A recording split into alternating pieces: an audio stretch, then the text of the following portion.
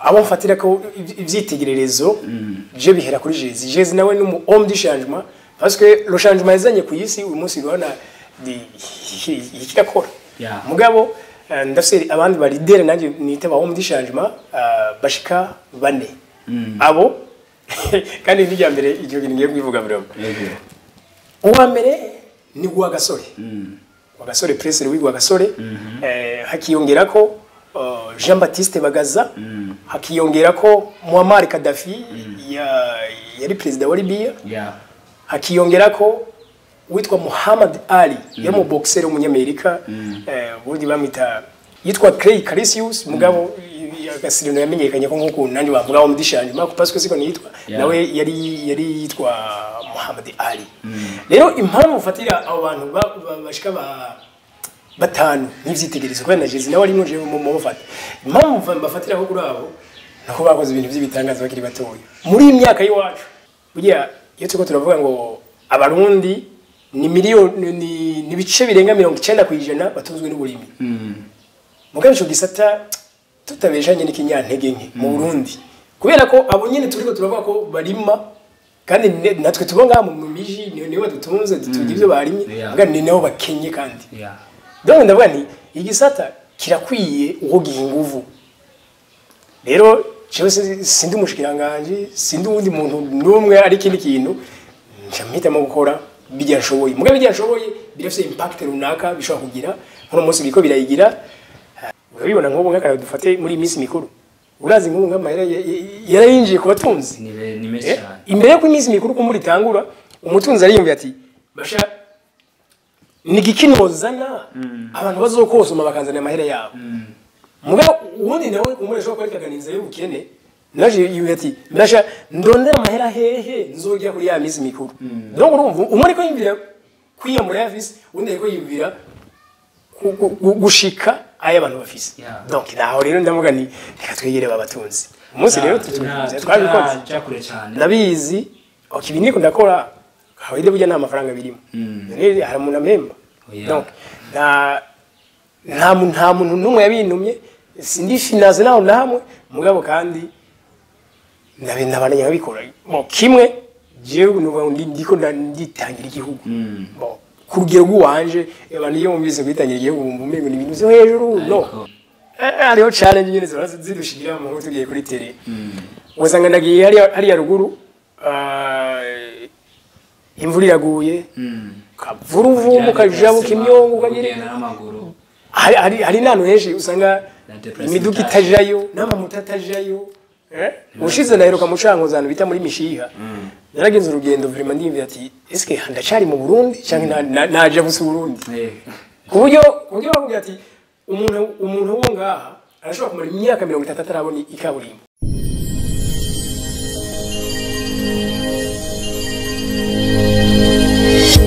okay muri kumwe na Niyonzima Jeff nkuko turi hano uyu munsi tugiye twatumye umutumire wacu homme du changement kugira ngo atubwire amazimisi akora ibikorwa bitandukanye bijanye no by'ubutunzi ubworozi uburimyi twagomba rero atubwire uko bimeze atubwire uko umwaka wagenze turamuhaye kazi okay changement twagomba we presenter ubwire abagukurikirana agaciro media utubwire uko umwaka wagenze okay murahe kazi murakoze cyane Jeff maze kwifuriza wowe nyine umwaka mushasha kandi mwiza murakoze uzokoremo byinshi bunguke yego abariko badukurikira ndabaramukije cyane mbifuriza amahoro y'Imana n'abantu haca yongera kamagara meza n'amafaranga kandi nibaza ko amagara meza tuyafise tukagira n'amahoro mu ngo mu kibano nta kabuza vraiment abakine ko umuntu aca yataka agakora bya byose bimurimo cyane ego rero muti turabire hamwe mbega umwaka wagenze gute tumaze hafu umwaka turiko turakora ndakuvuga burya agaciro media vyanyavyo yatangwe mu kwezi kwa kabiri ku mwaka turangije wa 2023 bivuze ngo no munsi duje ku kwezi kwa 12 twe tutaraheza umwaka donc muri turashika twatanguriye ndavuga tumaze amezi 10 muga muri amezi 10 turiko turakora no kuri vyaragize impact cyane ivyo twariko turakora agaciro media twagize ije mu gisata c'ubutunzi no kuvuga muri kino gihugu kirimo ibintu bitari biki kameme bishobora kugira akamaro abarundi bose mugabo turavuga duti reka twebwe tubi inguvu z'ivyiza washaka ni nayo slogan nous sommes une force pour le bien turi inguvu z'ivyiza no kuvuga Jeff umunsi nshobora kuja mu Kirundo nkerekana ari uburyo barima ibiharage vyanyavyo ugasanga barafise uburyo barimamwo ibiharage bakaronka umwimbo mwinshi imakamba navyo bazi mwe biciye kuri agaciro media uri makamba cabibona wagiye gupagasa mu makunguru runaka nawe cabibona agacibuka yuko atereka kombe hahano hanje naje nongera ko ndahagize ndashaka kuronka umwimbo ufadika rero naho uyu mwaka kandi babwira yuko twazunguruze mu ntara zose uko ari 18 vraiment kuri je iyo ni réussite ariko ndadukurikira mu byo iyo ni réussite ndavyishimira hama nkandishimira kandi yuko nubwo nashoboye gushika mu makomine menshi ariko intara nashoboye gushikamo vraiment kuba dukurikira haba kuri YouTube kuri Facebook nibaza ko mwararyohewe cyane si ujya subura imyanya bwonyene twerekana kandi subworozi bwonyene twerekana koko bo igisa iyo tuvuze ubutunzi nibisata byose ntabwo cire mu gato afete haro aja mukunda gukoresha iyo muri ko murivuga ngo homme de changement est-ce que kubatumva igifaransa homme de changement niki homme de changement n'umuntu haranira impinduka kubwanje novuga ko abo mfatira ko ivyitegererezo je bihera kuri Jezi nawe n'umu homme de changement parce que le changement yazanye ku isi uyu munsi rwana ikidakora mugabo ndafise abandi ba leader nanje nite ba homme de changement bashika bane abo kandi n'ijya mbere icyo kintu ngiye kwivuga biramo uwa mbere ni gwa gasore wa gasore president w'igwa gasore hakiyongera ko Jean Baptiste Bagaza hakiyongera ko Muammar Gaddafi yari president wa Libya hakiyongera ko witwa Muhammad Ali yamu boxer w'umunyamerika Burundi bamita yitwa Clay Calisius mugabo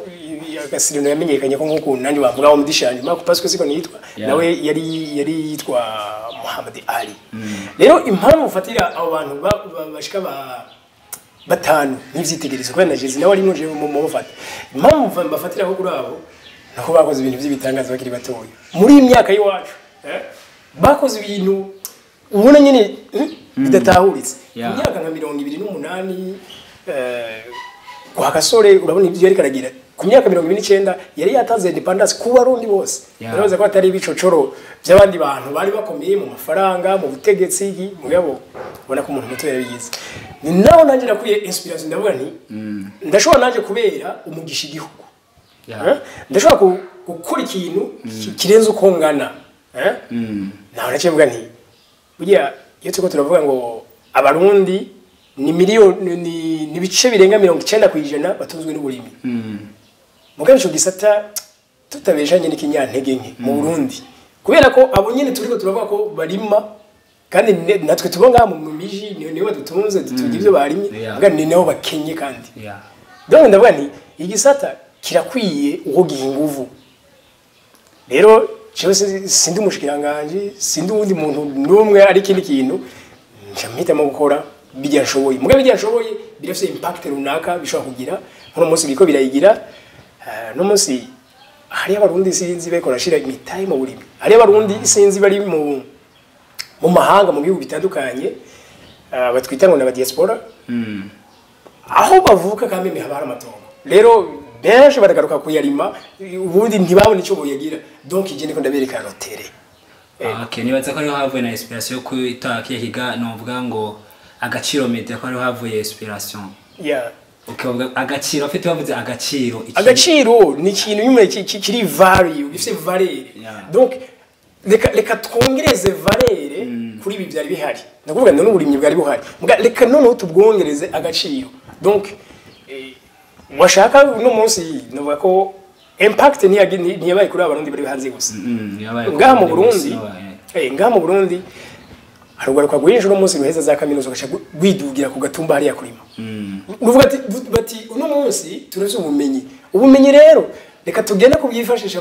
muri ca gisata cyatwa twagisizemo abavyeyi bobo baba bafite ivyibiro bigera hafi ntibabona ko bogira ikintu kinini gikomotse mu burimi atari ko reka rero twe tugiye dufite iyo vision hari ibiganiro benshi bagiye bayibona twaratembereye turashika za cankuza hose twarasanze abanyeshuri bizize za kaminuza z'u Burundi donc yore ni impact koko urumva ko kagaciro turiko turahananira cyakashikako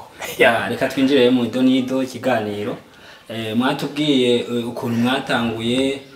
ko mumaze umwaka mutanguye iki gikorwa cyo kugira ngo mushike ku bantu babarimyi aborozi rero sinzi ko mutubwira mbega byaje gute kugira mwiyumvire no kubarimyi sita abantu baba ruguru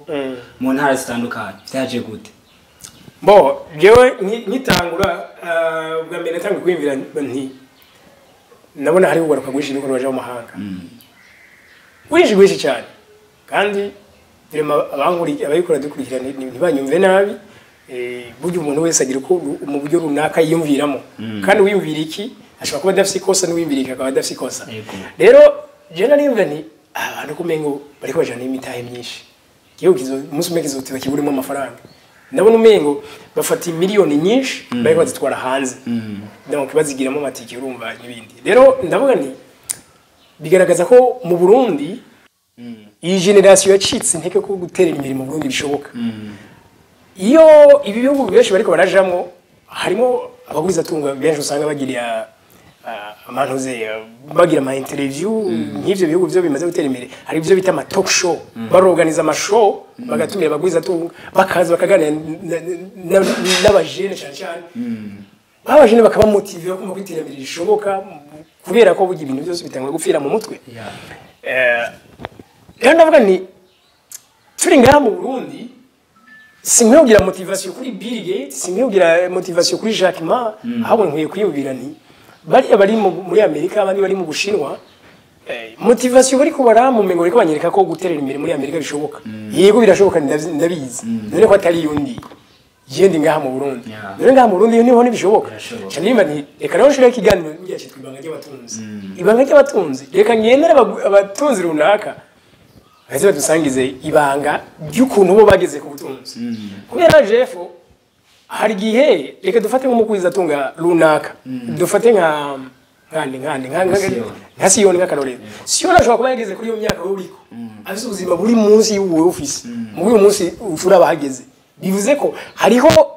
ubundi uhinga iyo yarakoresheje cyangwa sokre runaka imikenyero kumenya kuvyaza ifaranga irindi. Yagize umunsi akabageza uyu munsi hariho umuntu no muzi nk'akararo dufate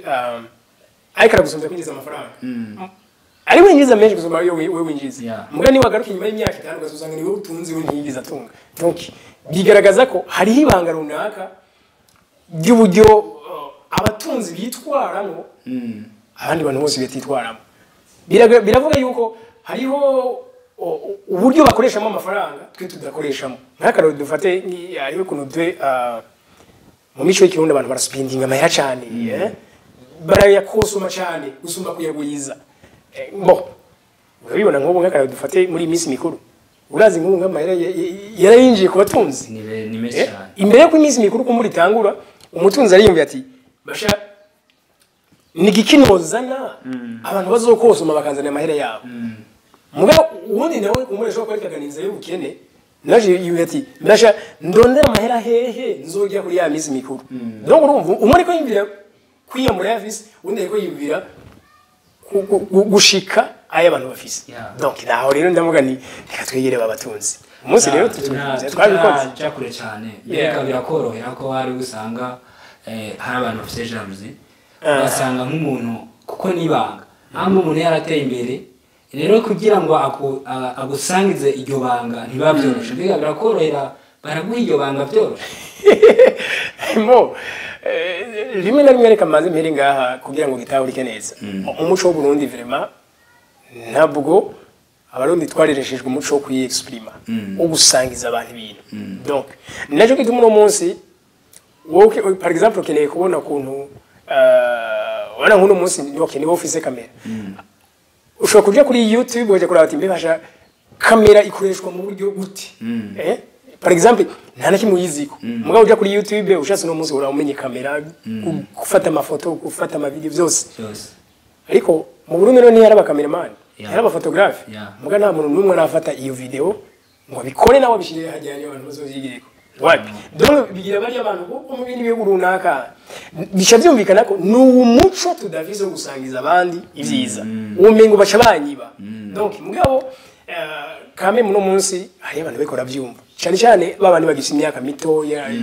itarenga mu 40 gutyo abo turakunda kugira intuze mugari abandi sanga bafite imyaka myinshi bigorana nyine bikanga gose rero iyo challenge turahura nayo ariko biza bukebuke ro changement nihuta si umunsi umwe washaka n'ibitubwe mu iterambere si kintu cihuta ya mbwa biriko biraza kameme bukebuke ndabishimira abarundi bamaze kudusangiza ibiyago kandi no twiteze ko n'abandi tuzobanda cyiza cyane okay bariko ratubwira rero uri uko watanguye ikiganiro Agaciro Media uri kuraba rero kuva ubutanguye mbega ubuntu buhoho biko bigenda gute ugeze ni kihe kintu washitse ko kwishimira usangiza abarundi okay mo jewe ndi mu barundi rero ko muri bashaka kuba batandukanye n'abandi je sinzi kwiruka ku mafaranga n'umunsi n'umwe nta munsi n'umwe je niruka ku mafaranga je niruka ku gikorwa kikorwa nkihagikomeza ndabizi okay biniko ndakora hawide burya nta mafaranga birimo rero hari umuntu amemba donc nta muntu n'umwe yabintumye sindi finance naho namwe mugabo kandi ndabandanya nkabikora mo kimwe jewe ndiko nditangira igihugu bo kurugero rwanje abantu iyo mumvise kwitangira igihugu mumbengo ni ibintu byo hejuru no uyashobora no kwitangira ikibano kariye ndimo cyangwa umusozi ndi navyo ni kwitangira igihugu rero je ndiko nditangira igihugu muri bishoboye kumure undi nawe ni kuri ibindi undi agakora ibindi ni sawa mugabo muri ibi bintu cyuko turakora je cyambere novuga sinungusa amafaranga ariko narungusa abantu nukuri ndaviza abantu b'abantu ndaviza abantu b'abantu kandi benshi cyane nibaza yuko no munsi aho bigeze kubwabo bantu je nzi ko bise amafaranga umuntu afise abantu yego rero nashoye kunguka inshuti nyinshi nunguka abantu bantire ivyimviro nanje bakuza ubwenge bwanje kubera ko irukanye ko tugendera n'abantu abantu bakadusangiza ibyo vyiyumviro kurundi ruhande kanaje mandiko ndiga kuko sindi umunyabwenge no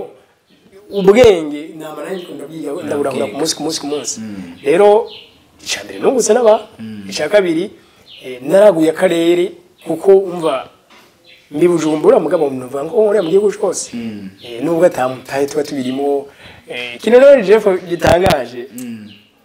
ariho challenge nyine zidushigira mu ngo tugiye kuri tele wasanga ndagiye hari ya ruguru imvura iraguye kavuruvu mukajabuka imyongo ukagire hari nano henshi usanga imiduga itajayo n'amamuta atajayo ushize naheruka mucango zanu bita muri mishiha